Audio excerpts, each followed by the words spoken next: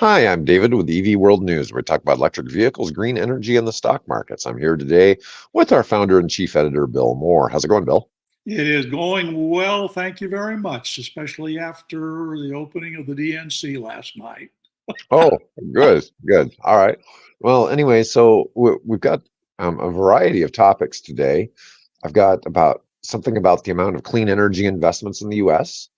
We've got something about Republicans requesting continuation of the IRA. Mm-hmm. Solar and wind capacity, what's going on with it in China, of all places. Yeah, that's an eye Hyundai opener. Motor, yeah, Hyundai Motor Group's growth in the EV space, Mm-hmm. a partnership between Uber and BYD. Yeah. Um, what Tesla uses for leather, which that's really, kind of off Which is, base, but yeah, let's see. I've got and I got a couple of articles about sustainable aviation fuel and things going on yeah. We in could that talk space. about what the Air Force has found with their beta eVTOL test, which is really interesting. So, All right. Well, anyways, let's start out. Let's talk a little bit about clean energy investment. So usually when we talk about clean energy investment, we talk about, the government setting aside $1 billion for GM and Stellantis and things like that. mm-hmm. But in the Right. last 2 years, private companies have invested 500 billion in the U.S. clean energy industry. Yeah. Now, this doesn't mean they're all U.S. companies. It could have been, like Toyota, I think, did 30 billion. Right. Okay. Right. So, but I'm just saying it is a huge amount of investment into the U.S. They're saying this manufacturing renaissance will result in over 100,000 manufacturing jobs in the United Mm-hmm. States. It's really weird how before 2016 people were saying we couldn't have manufacturing in the U.S. anymore, and now all of a Yeah. sudden here we are, you know, 8 years Oh. later, and we're starting to see all kinds of different sectors Or more develop. specifically, 4 years later. Yeah, well, because I think if you probably look at the rate of investment, I mean it was going on, from the 2016s, going on. Car makers were starting to see, if you will, the handwriting on the wall, and but then along comes a new administration with a much stronger focus on promoting that technology, and now we're at the levels that we're at. We've got all this, lots of federal dollars, but now we've got private monies being put into this transition, and it's kind of, I think it's sort of like it's a steamroller. Once you start, maybe a snowball is a better reference. Once it begins to cascade down the hill, it begins to gather momentum.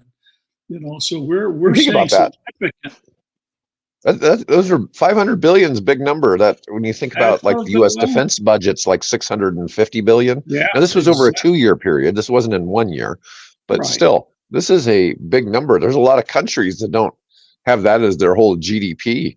Never mind their government budget. Exactly. And of course, and what's interesting, you may or may not have. I watched about the last third, I think, of the DNC conference last night, particularly when President Biden came on, and that was much of the focus of what he was talking about. Here's the stuff we've accomplished. Kamala and me, I think he put have accomplished. And he listed many of those things that we're doing here. And of course, we'll probably end up talking a little bit about the Republicans and now most of the green jobs that have been developed are in red states. Which Yes. is, yeah, he said, I was a president for all of the people, and most of that money we put in has gone to red states. The Georgias and the Kentuckys and The Carolinas. the Carolinas. Yeah. Yeah. Let's see here. 160.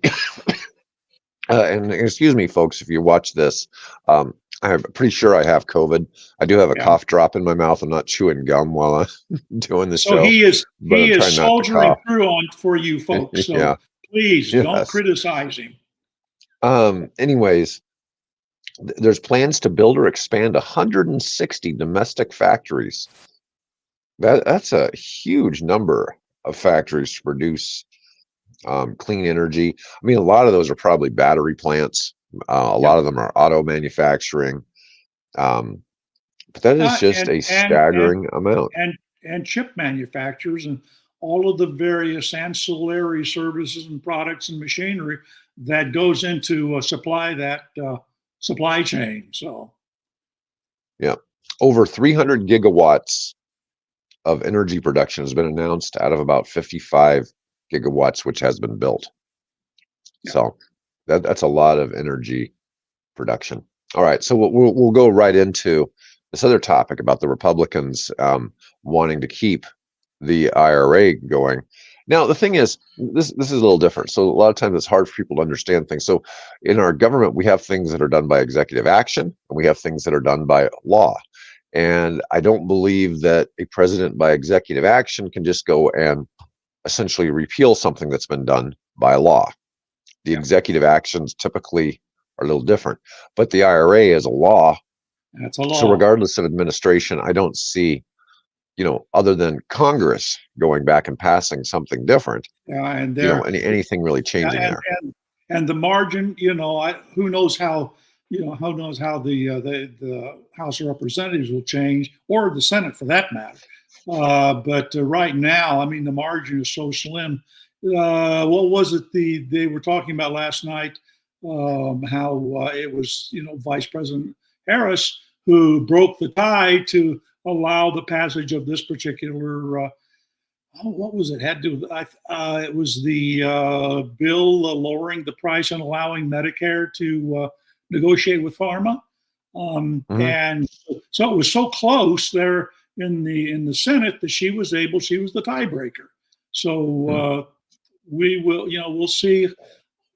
Obviously, we'd like to see a continuation and improvement of that trend, but it we it'll be interesting to see how all that plays in the next, where are we at, 77 days, something like that.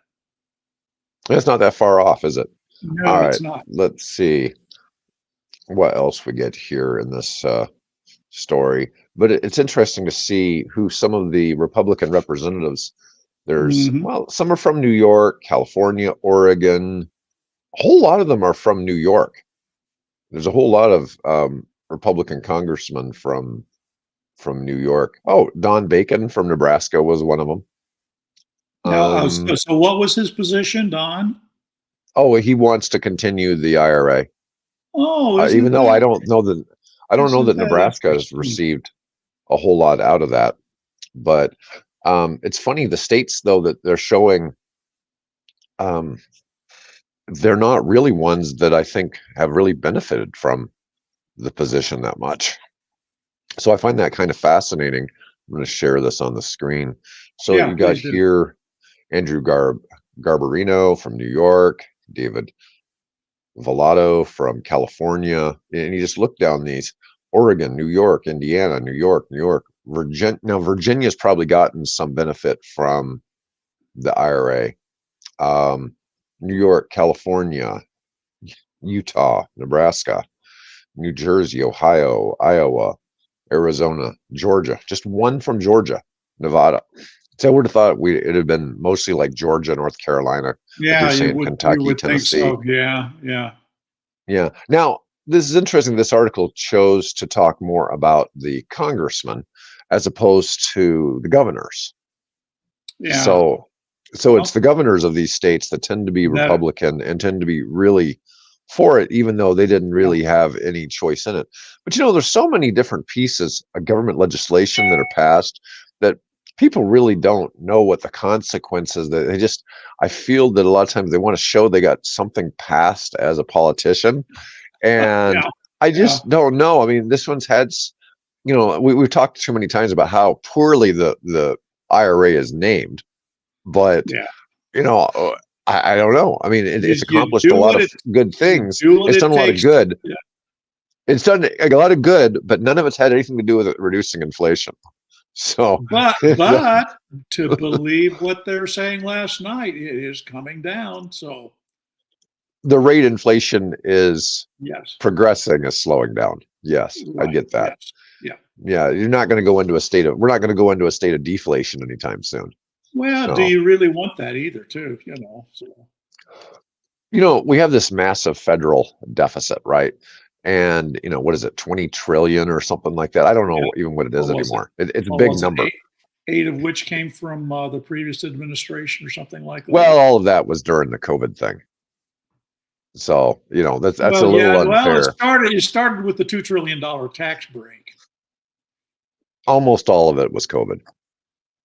But anyways, regardless, inflation benefits the deficit because if inflation keeps going up, the value of that money that's the deficit Exactly. keeps going down. Now, that isn't good for normal people, but it's good for the federal government. Okay. Well, and it's good for corporations who invest in improving manufacturing, growing market share, and all those things. So, if you look at my view is that if you look at it at the way money is spent, is it an investment that benefits the larger the nation as a whole, or is it just an investment that ends up benefiting a tiny minority few? Hmm. Which is it? And I tend to, if you're going to spend money, you're going to take out a loan on the future. I would rather it end up helping the country rather than helping a few autocrats and oligarchs. Right. I get that. I get that. I'm just saying, inflation basically doesn't really hurt people with assets. People with a lot of assets aren't generally hurt by inflation because generally the value of those assets moves with inflation. Yeah, and it's the It's people that people who live just have a paycheck regular to job. paycheck, and yeah, exactly. Yeah. Yeah, that really feel the damage from inflation. All right. So moving on, our next topic is solar and wind capacity surpasses coal in China. Now we know that China is the world's biggest polluter, right? So not just physical pollution, air pollution, all of these things, but they are working on it. They are the one of the they're not the highest percentage of EV adopter, but they have the most EVs, period. But they got the most people. Yeah, exactly. Yeah. Exactly. And let And what me was see. and the market share over there in this here recently of new EVs sold in China is now over half of all the vehicles in China. Now they're sold or have plugs, for one of a better definition. That include PHEVs and obviously pure EVs. So yeah, So I'm trying to share they're my screen and yeah, nothing's coming up. and we're waiting for it to work. So yeah, Yeah. So I do. I watch a couple of channels that deal specifically with the economics and the political situation in China. With they're English speakers who either have lived or work or are currently in China or have observed the Chinese activities business wise and so on for a long time, and that's pretty illuminating. They're having, we tend to think of this huge juggernaut, that they're going to overtake us, and they're going through some very serious economic downturns over there. So I'm not quite as concerned as I might have been 5 years ago with what's going on over there. And to see them making the kind of commitment they're making to reducing their pollution and encouraging people to drive, what they call new energy vehicles, is great. So they're doing some really good things. They're also obviously have some really serious political and economic and military issues that we obviously need to be concerned about, continue to be concerned about. well, here on this chart here, this is showing this gray line. That's the amount of coal energy capacity in China, which if you watch this, it's gone from 2011, about 700 gigawatts to approximately, looks like 1100 and change. But down here, The orange is wind, and the lime green is solar. So you Mm-hmm. didn't really have any solar back here in 2011, 2012. It starts coming online in 13, 14, and then the solar just keeps getting bigger and bigger. And mind you, the wind is growing as well, but solar is now outpacing wind. Yeah, And the two where combined, they're where they're putting a lot of those? They're putting on top of lakes and reservoirs, and even out in the ocean. They're building these giant solar farms, in places that you typically think, well, build them in, farmland and things like that. Well, they need a lot of that farmland, to produce the food for their people. And so they're getting very creative about where they're putting a lot of their solar, besides making solar farms in kind of areas that are not conducive to good agriculture. And then they're arranging them so that from the air they look like giant pandas. It's an amazing thing to see, and so I wholeheartedly approve their efforts along that line. Obviously. all right, folks, I'm about to take my second cough drop of the show. you So want me to fill in somehow here? I'll be all right. Okay. You know what I was fascinated with? I was surprised they didn't really show how much hydroelectric they're currently using, because we talked about the Three Gorges Dam having some issues where they were worried it could collapse or something, and they took a whole lot of power infrastructure, so they had to replace. I was under the belief that before they started doing this with the Three Gorges Dam, that hydroelectric was a #1 energy producer in China, but I don't know that for sure. Yeah. And the thing that's concerning about hydro is that because of climate change, the impact that it's having on the snowpack in the, for want of a better term, their frozen reservoir in the Himalayas, that is, that's becoming a concern going forward the next X number of decades, because those glaciers are melting, and that has traditionally provided all those, the Yalu River and the Yangtze River and all that. That's what provides them with that water flow. And if those glaciers evaporate or don't collect or release as much water, that becomes a concern about hydropower going forward. And we have the same problem here. Look at the Colorado River and the dams along the Colorado. Mm-hmm. Let's see here. So our next, we're going to talk about Hyundai. So Hyundai Motor Group hits double-digit EV market share. So they've surpassed 10% of the U.S. market. And that's just a start. Man, I see Hyundai and Kia EVs everywhere. I've seen lots of the EV9s now. The EV9s look sharp, and that's a big EV. Yeah. That is actually a very large EV. Hyundai's done just a bang-up job. I mean, even if you look at their gas cars, they look so much nicer now. Their SUVs, the Palisade, and some of theirs. I mean, they really don't look like the Hyundais from 10 years ago. Oh no, my dad had one. My dad had a Kia, and it was the most plain Jane thing you could possibly, and I noticed that easily within the last decade, and maybe even a shorter time frame than that, their design, I don't know who they hired or what mandate they give them, but they said they hired some people from Audi.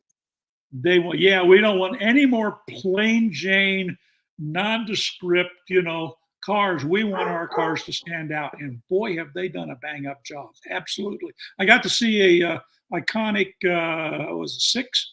I think over when we went last time we were at Trader Joe's.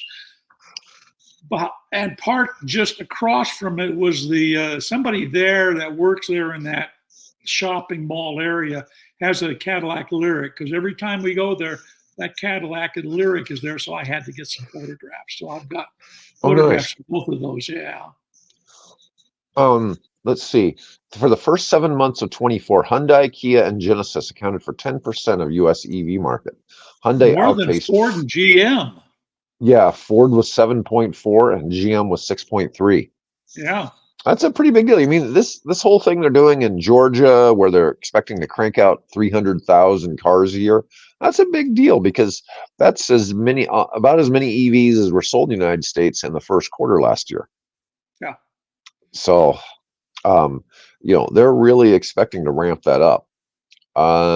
Tesla's share slipped in the second quarter. We knew that. Um, Ionic But 5 and 6 sales slipped.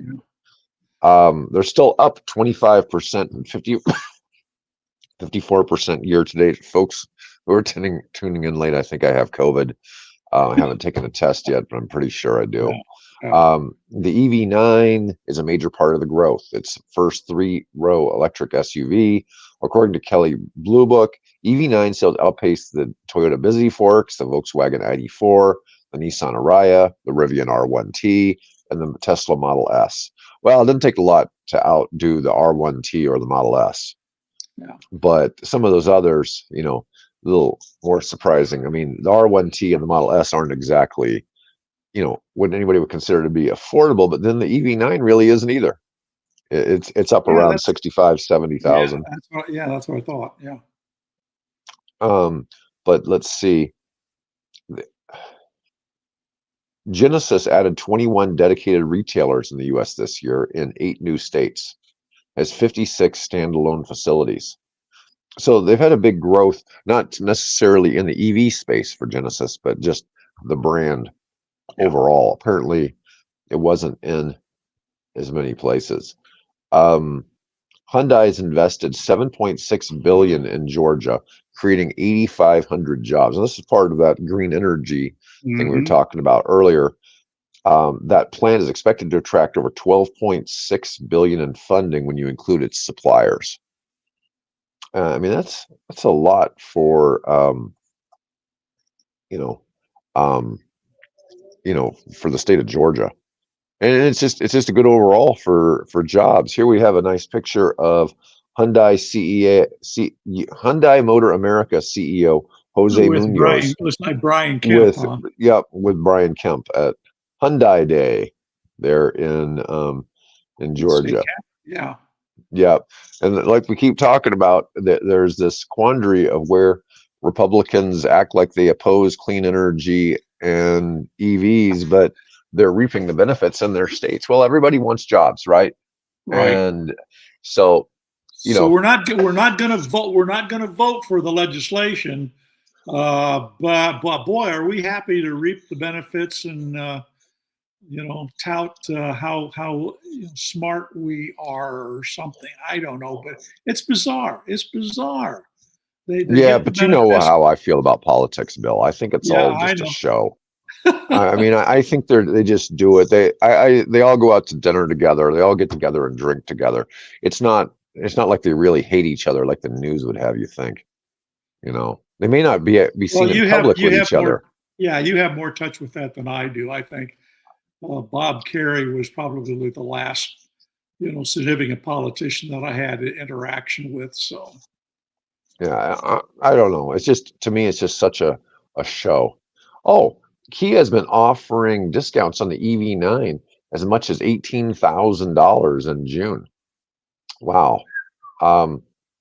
That's a pretty big deal. I'm going out to my running over to Council Bluffs. Yeah. I think it's over at Council Bluffs, isn't it? Yeah. Well, no, there's the one that used to be down here on 84th Street is, I think they have opened up now out west. They have a facility now out there. So. All right. Well, I want to cover this. I found this topic, but originally the article I found was on Bloomberg, and I had to find it somewhere else. So Uber and BYD partner to accelerate global EV transition. So the two companies have announced. So BYD, if you're an American and don't know who they are, it stands for Build Your Dreams. It's owned 8% by Warren Buffett and Berkshire Hathaway out of Omaha here. And they don't sell in the United States, but they are, other than Tesla, they're the number 2 in the electric vehicle space worldwide, and they're number 1 in plug-in hybrids worldwide. Nobody else is even close in plug-in hybrids. They just don't sell in the United States. So This is not about Uber US, it's about Uber basically the rest of the world. They're saying Yeah. mainly the Middle East, Canada, Australia, and New Zealand. And they've got a special deal to help drivers get access to best-in-class pricing and financing for BYD vehicles on the Uber platform. And um, that's currently Uber offers rental deals through like Hertz to rent like Teslas for people to drive. And those run about $1,600 a month. Yeah, for You know, the folks that are Uber drivers, right, for Uber driving. they're still viewed as contract Yeah, employees, aren't yeah, they? they're all Yeah, contract people. They're not employees. yeah, Yeah, so but Uber drivers are going electric 5 times faster than private car owners. Driver surveys show the price of EVs and availability of financing remain the key barriers to switching. In addition to their affordability, BYD vehicles have lower cost of maintenance and repair and are well suited to rideshare due to the wide range of models, superior battery performance, and excellent build quality. You know what's interesting about that? You start talking about something like, what is it, the Seagull? Because it is 4 doors or whatever that one is that's hmm $10,000. I don't yeah, know what it's going to cost in Europe yeah, or the Middle East or Canada. It's probably going to be more like 15. But still, you can't buy a Toyota Prius used for that. So, yeah.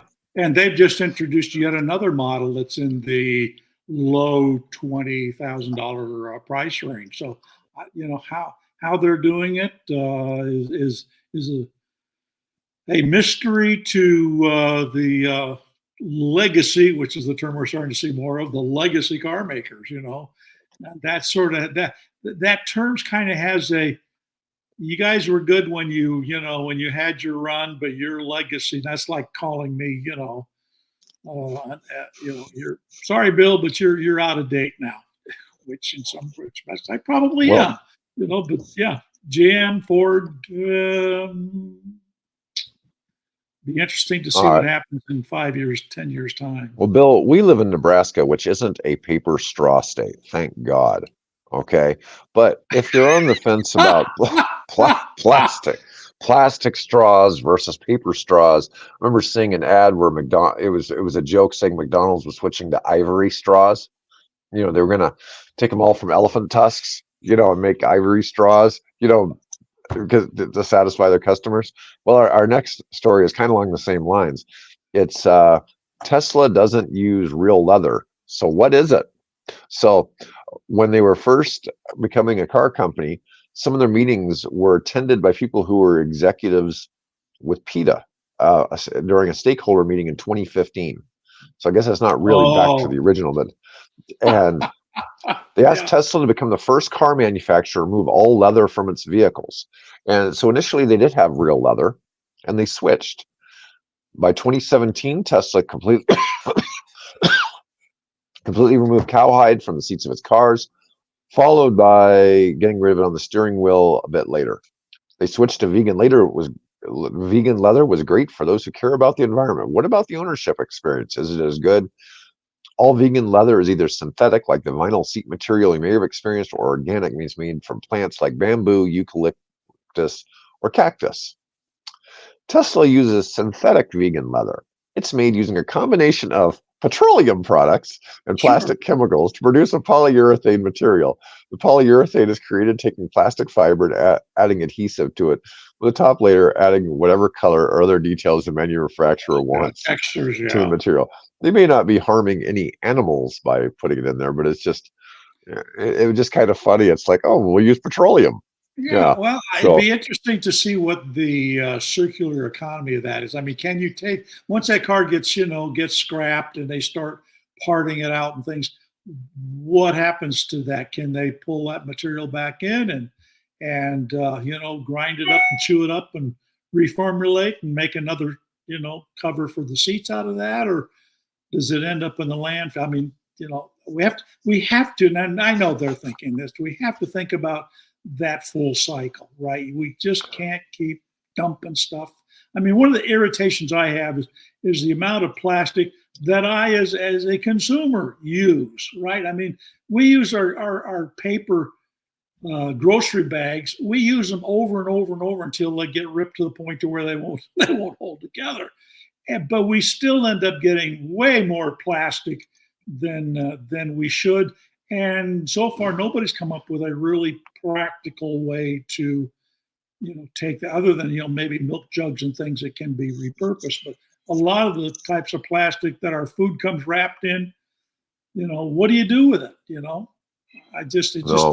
frustrates me to have to throw that thing in the trash, which, by the way, is a trash bag made of plastic. So we're wearing plastic. It's just frustrating, and I guess we should, work harder to figure out how to not do that. But it's so much more convenient and sanitary to use many of these materials. We can just figure out how to put them to another purpose so they don't end up just collecting landfill or, end up around the neck of a, sea turtle or something like that. It's just, there you go. Yeah. All right. So their worst problem with the quality of the vegan leather has had to do with headrests. Turned out that high in-car temperatures caused a reaction with occupants' hair products and skin oils to cause the bubbling of the polyester resin. So it's important to clean that. Interesting. Oh, excuse me, folks. Sorry. Yeah. Let's see. But there's arguments that real leather is actually better for the environment than vegan interiors. Well, I'm sure there are, but I just thought that was kind of humorous. Just because it's very much like the argument for paper straws. It's like, why use a straw at all if you're going to use a paper straw? Yeah, well, Anyways. When we used to, soda jerks and soda fountains, for what, 50, 60 years, that's what you were handed, wasn't it? Was a paper straw? Oh, I don't know. Why did we? I only ever recall using plastic straws. I don't recall ever using anything. You're a young whippersnapper. Yeah. But yeah, did they have cardboard straws before that? Oh yeah, there've been paper straws for, like I said, going back to the soda fountains of the 1890s. They've. Oh wow. Oh yeah. Plastic was only a relatively new invention. You don't even remember Bakelite, I bet. No. All right, we're going to switch over to sustainable aviation fuel. This is something I've only been sort of learning about in the last few weeks. You have a sustainable aviation fuel. Yes, I have a vested interest. Sustainable aviation fuel capacity domestically to rise 14-fold in 2024. Now, what this is, there are jet fuel and aviation fuel that's being made from alternative processes other than extracting it from the ground. So a lot of this is coming from agricultural or wood waste feedstocks. SAF output will rise from 2,000 barrels per day to nearly 30,000 barrels per day in 2024, which isn't a whole lot. Okay, we're talking probably 50 million barrels per day of fuel gets extracted from the ground compared to this. So it's really not even close. But Phillips 66 facility in California reached its renewable fuel production target of 50,000 barrels per day in June, of which 10,000 is sustainable aviation fuel. Let's see. Wasn't really much in the way of other notes. I had another article about JetBlue purchasing sustainable aviation fuel for use at JFK Airport in New York City. And their goal is to take a minimum of 1 million gallons. When you start using gallons versus barrels, gallons always just sounds so much bigger because it's, there's 55 gallons of barrel, so it just makes it sound and to confuse things, jet aircraft are loaded in pounds of jet fuel, right? So it's even more confusing when they do that. At least they're not quoting it in pounds, right?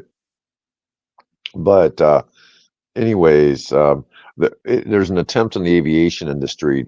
It's the fuel itself is only maybe 25% cleaner than normal aviation fuel, but the production of the fuel is generally carbon neutral. So there's that side of it, which we don't have in the regular aviation fuel. But anyways, that was all I had for today, Bill. And I know that's kind of a shorter show than normal. We still got 35 minutes. You're operating under a constrained conditions here, so we want to. Yeah, I'm sorry, folks. Thank you for your effort. Yeah, pretty sure I have COVID. Get well. I'm glad our studios are somewhat further apart. Yeah, exactly. No, I get that. Anyways, folks, have a great day, and thanks for watching. And we'll I'll be back tomorrow later. with Mike Herzog. Thanks, everybody. All right. And doesn't want to end.